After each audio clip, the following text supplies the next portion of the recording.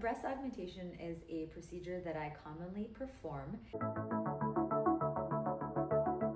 It takes me usually 1 hour under general anesthesia, and I start by making a 3.5 to 4 centimeter incision, usually underneath the breast, hidden in the breast fold.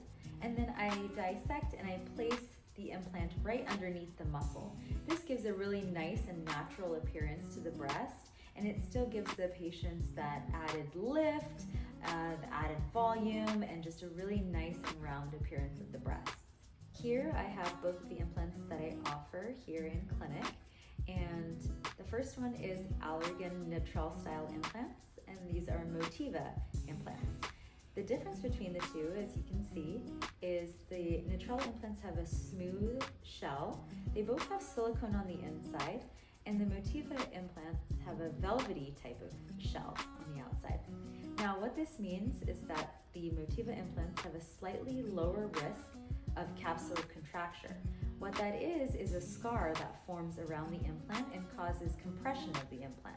So this implant, because of this velvety texture, has a slightly lower risk of capsular contracture. They both give a nice result in the body, but slightly different structure and style of these implants.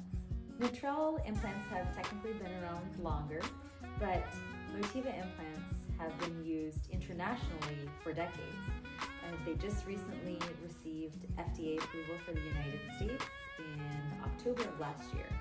So they're being more and more frequently used now in the United States. Recovery for this procedure is usually very easy. Typically, the implants are going to remain pretty high for about 2 weeks after surgery. I will teach you how to do implant massage and the type of bra to wear, and eventually those implants by about 6 weeks will drop into a nice position, and by 3 months they're going to look perfect. So typically that's the progression of how the implants drop, and they do take some time in those first 2 to 6 weeks in order to drop into place. Patients often ask me, when can I exercise and work out after the surgery? I really want you to be pretty active after the surgery in terms of walking and even light squats or lower body activities. However, I don't want you raising your blood pressure and sweating until at least 4 to 6 weeks after surgery. So no real exercise in the gym for at least 4 to 6 weeks.